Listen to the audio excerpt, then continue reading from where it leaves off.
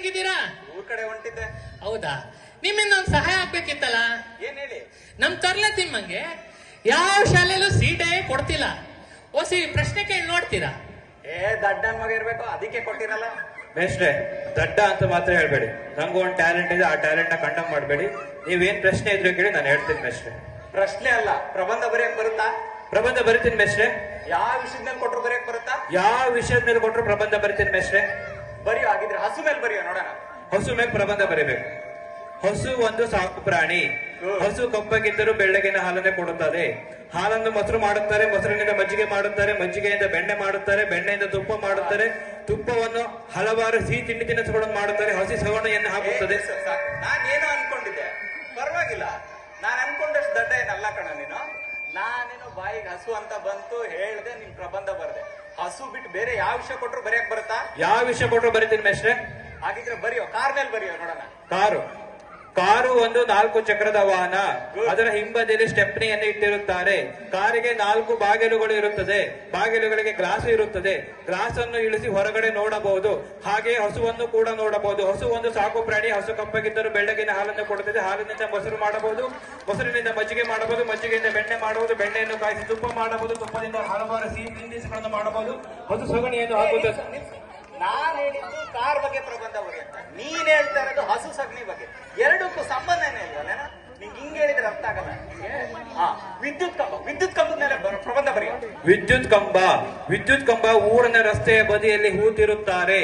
ವಿದ್ಯುತ್ ಕಂಬದ ಮೂಲಕ ಒಂದು ಮನೆಯಿಂದ ಇನ್ನೊಂದು ಮನೆಗೆ ವಿದ್ಯುತ್ ಸಂಚಾರವಾಗುತ್ತದೆ. ವಿದ್ಯುತ್ ಕಂಬವನ್ನು ಉದ್ದವಾದ ತಂತಿಯಿಂದ ಕಟ್ಟಿರುತ್ತಾರೆ. ಕೆಲವರು ವಿದ್ಯುತ್ ಕಂಬಕ್ಕೆ ಬಟ್ಟೆಯನ್ನು ಒಣಗಿಸುತ್ತಾರೆ. ಹಾಗೆ ಹಸುವನ್ನು ಕೂಡ ಕಟ್ಟಬಹುದು. ಹಸು ಒಂದು ಸಾಕು ಪ್ರಾಣಿ. ಹಸು ಕಪ್ಪಗಿದ್ದರೂ ಬೆಳಗಿನ ಹಾಲನ್ನು ಕೊಡುತ್ತದೆ. ಹಾಲಿನಿಂದ ಮೊಸರು ಮಾಡಬಹುದು, ಮೊಸರಿನಿಂದ ಮಜ್ಜಿಗೆ ಮಾಡಬಹುದು, ಮಜ್ಜಿಗೆಯಿಂದ ಬೆಣ್ಣೆ ಮಾಡಬಹುದು, ಬೆಣ್ಣೆಯಿಂದ ತುಪ್ಪ ಮಾಡಬಹುದು, ತುಪ್ಪದಿಂದ ಹಲವಾರು ಸಿಹಿ ತಿಂಡಿ ತಿನಿಸುಗಳನ್ನು ಮಾಡಬಹುದು. ಹಸು ಸಗಣಿಯನ್ನು ಹಾಕುತ್ತದೆ. ಸಾಕು, ಸಗಣಿ ಹಾಕಕ್ ನಿಲ್ಸು. ಎಲ್ಲೋದ್ರೂ ಅದೇ ಹಸು ಸಗಣಿ ಬುಡಕ್ಕೆ ಬರ್ತೀಯಲ್ಲೋ. ನಿಂಗೆ ಹಿಂಗೆ ಹೇಳಿದ್ರೆ ಅರ್ಥ ಆಗಲ್ಲ. ಕಷ್ಟಕರವಾದ ವಿಷಯ ಕೊಡ್ತೀನಿ ನಿಮಗೆ. ಬರೆಯೋ, ಏರೋಪ್ಲೇನ್ ಮೇಲೆ ಬರೆಯೋ ಪ್ರಬಂಧನ. ಏರೋಪ್ಲೇನ್ಗೆ ಕನ್ನಡದಲ್ಲಿ ವಿಮಾನ ಎಂದು ಕರೆಯುತ್ತಾರೆ. ವಿಮಾನದ ಮೂಲಕ ಜನರು ಒಂದು ದೇಶದಿಂದ ಇನ್ನೊಂದು ದೇಶಕ್ಕೆ ಪ್ರಯಾಣ ಮಾಡಬಹುದು. ವಿಮಾನದ ಕಿಟಕಿಯಿಂದ ಬಗ್ಗಿ ನೋಡಬಹುದು. ಬಗ್ಗಿ ನೋಡಿದರೆ ಎಲ್ಲರೂ ಚಿಕ್ಕದಾಗಿ ಕಾಣುತ್ತಾರೆ. ಹಾಗೆ ಹಸುವು ಕೂಡ ಚಿಕ್ಕದಾಗಿ ಕಾಣುತ್ತದೆ. ಹಸು ಒಂದು ಸಾಕು ಪ್ರಾಣಿ. ಹಸು ಕಪ್ಪಗಿದ್ದರೂ ಬೆಳಗಿನ ಹಾಲನ್ನು ಕೊಡುತ್ತದೆ. ಹಾಲಿನಿಂದ ಮೊಸರು ಮಾಡಬಹುದು, ಮೊಸರಿನಿಂದ ಮಜ್ಜಿಗೆ ಮಾಡಬಹುದು, ಮಜ್ಜಿಗೆಯಿಂದ ಬೆಣ್ಣೆ ಮಾಡಬಹುದು, ಬೆಣ್ಣೆಯನ್ನು ಕಾಯಿಸಿ ತುಪ್ಪ ಮಾಡಬಹುದು, ತುಪ್ಪದಿಂದ ಹಲವಾರು ಸಿಹಿ ತಿಂಡಿ ತಿನಿಸುಗಳನ್ನು ಮಾಡಬಹುದು. ಹಸು ಸಗಣಿಯನ್ನು ಹಾಕುತ್ತದೆ. ಎಲ್ಲೋದ್ರೂ ಮತ್ತೆ ಹಸು ಸಗಣಿಗೆ ಬರ್ತೀವಿ. ಭೂಮಿಯಲ್ಲಿರೋ ವಿಷಯ ಕೊಟ್ರೆ ತಾನೇ ನೀನು ಹಸು ಸಗಣಿ ಬಗ್ಗೆ ಬರೆಯೋದು. ಭೂಮಿಯಲ್ಲಿರೋ ವಿಷಯನೇ ಬೇಡ, ಬರೆಯೋ. ಮಂಗಳ ಗ್ರಹದ ಮೇಲೆ ಬರೆಯೋ ಪ್ರಬಂಧನ.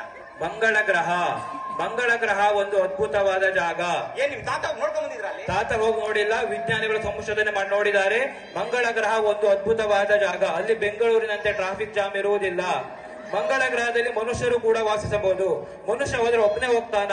ತನ್ನ ಹೆಂಡತಿ ಮಕ್ಕಳನ್ನು ಕರೆದುಕೊಂಡು ಹೋಗುತ್ತಾನೆ. ಹಾಗೆ ಹಸುವನ್ನು ಕೂಡ ಕರೆದುಕೊಂಡು ಹೋಗುತ್ತಾನೆ. ಹಸು ಒಂದು ಸಾಕು ಪ್ರಾಣಿ. ಹಸು ಕಪ್ಪಗಿದ್ದರೂ ಬೆಳಗಿನ ಹಾಲನ್ನು ಕೊಡುತ್ತದೆ. ಹಾಲಿನಿಂದ ಮೊಸರು ಮಾಡಬಹುದು, ಮೊಸರಿನಿಂದ ಮಜ್ಜಿಗೆ ಮಾಡಬಹುದು, ಮಜ್ಜಿಗೆಯಿಂದ ಬೆಣ್ಣೆ ಮಾಡಬಹುದು, ಬೆಣ್ಣೆಯನ್ನು ಕಾಯಿಸಿ ತುಪ್ಪ ಮಾಡಬಹುದು, ತುಪ್ಪದಿಂದ ಹಲವಾರು ಸಿಹಿ ತಿಂಡಿ ತಿನಿಸುಗಳನ್ನು ಮಾಡಬಹುದು. ಹಸು ಸಗಣಿಯನ್ನು ಹಾಕುತ್ತದೆ. ಸಾಕು ನಿಲ್ಸು, ಅಯೋಗ್ಯನ್ ತಂದು. ಯಾವಾಗ ನೋಡಿದ್ರು ಅದೇ ಹಸು ಸಗಣಿಗೆ ಬರ್ತೀಯ. ತಲೆ ಕೆಟ್ಟು ಮೊಸರು ಗಡಿಗೆ ಆಗೋಯ್ತು. ಇವನ್ ಪರೀಕ್ಷೆ ಮಾಡಕ್ ನನ್ ಕೈಯಿಂದಾಗಲ್ಲ. ಯಾರಾದ್ರೂ ಬುದ್ಧಿವಂತರಿದ್ರೆ ಕರ್ಸಿ. ಅಣ್ಣ, ನಿಮ್ಗೂ ನಿಮ್ ಮಗಂಗೂ ಶರಣೋ ಶರಣು. ಲೇತಿಮ್ಮ, ಏನ ನೀನ್ ಅದೃಷ್ಟ.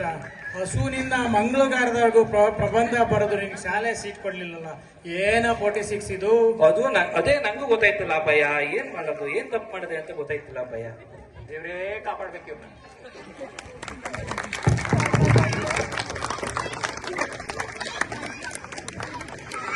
ತುಂಬಾ